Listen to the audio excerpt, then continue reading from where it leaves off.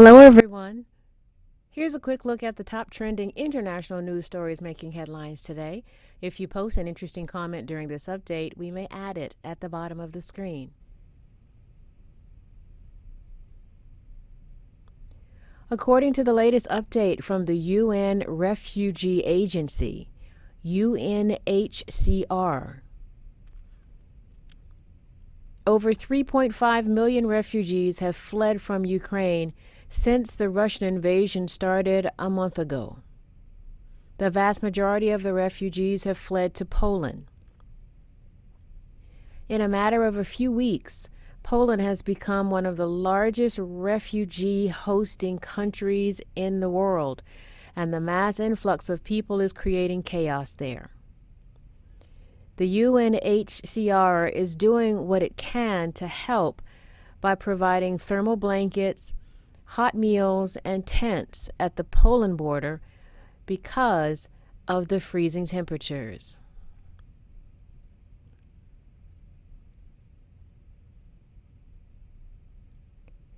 Ukraine's President Volodymyr Zelensky paid tribute to 96-year-old Holocaust survivor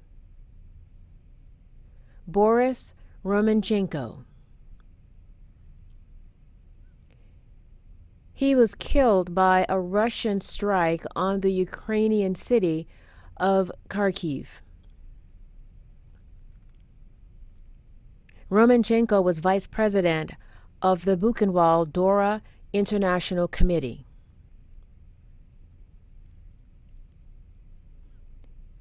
In his message, Zelensky pointed out that Romanchenko managed to survive several Nazi concentration camps during World War II, but was killed by a Russian projectile. Zelensky is asking the world to unite, demonstrate, and support his country in the war against Russia.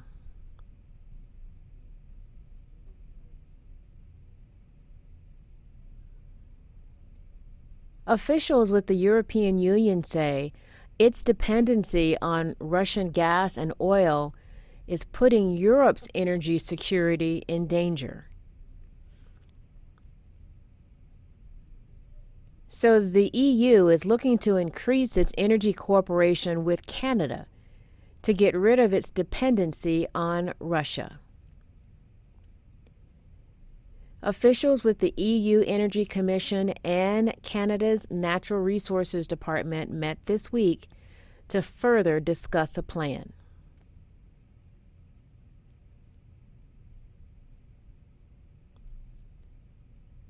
Canada's Prime Minister says the real solution is depending less on oil and gas altogether.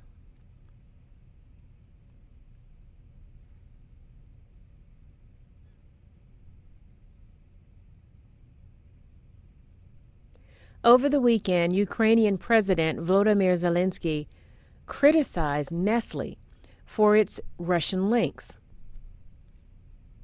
So the company responded by saying its KitKat bars and Nesquik brands, among others, will no longer be available in Russia.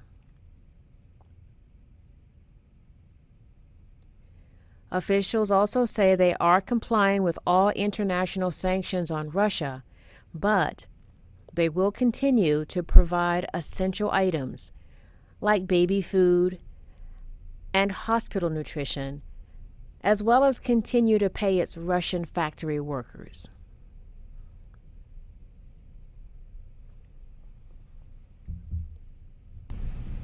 The European Association of Zoos and Aquaria, EAZA, says it has raised over 500,000 euros to help operations at Ukrainian zoos impacted by Russia's invasion.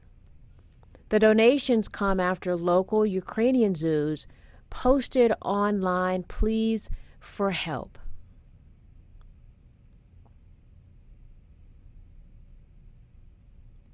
Last week, a zoo director appealed for help on Facebook, asking supporters to buy e-tickets online. He also decided to stay on site to help the stressed animals.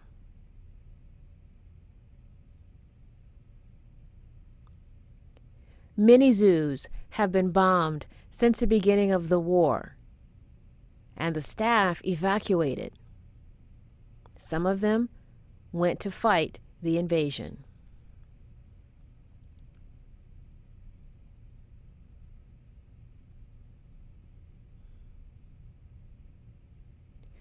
Pope Francis visited 19 Ukrainian refugee children at a hospital in Rome.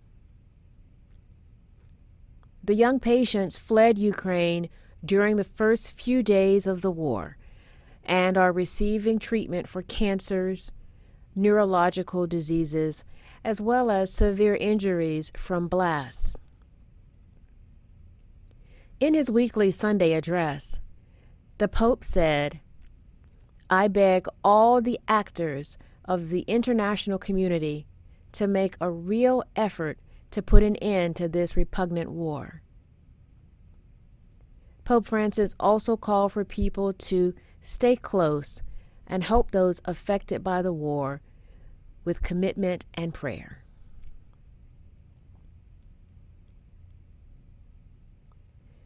While the world has been focused on the war in Ukraine, reported cases of COVID have been slowly rising in countries around the world.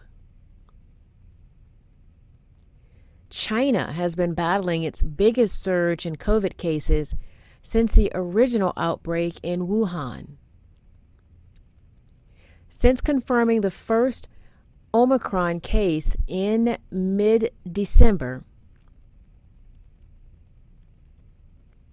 mainland China's average new daily case count has surged from double digits to more than 2,000, and the virus has spread to 28 provinces.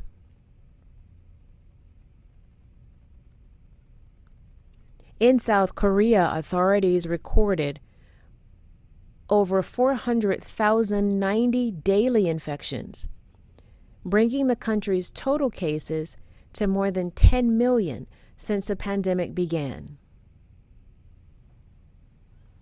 In recent weeks, the country has recorded some of the highest daily averages in the world. But in other parts of the world, the news is better.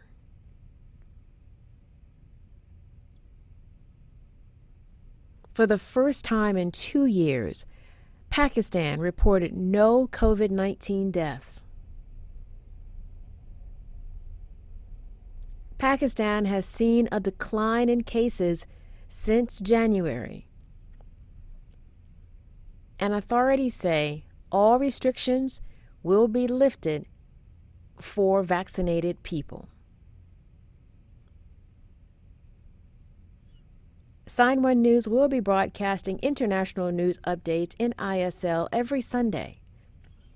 A big thank you to our Sign1News app supporters. You help make this broadcast happen. You can download the Sign1News app by heading to the App Store or Google Play Store on your smartphone. And you can also watch on Apple TV, Amazon, and Roku. See you next week. Bye-bye.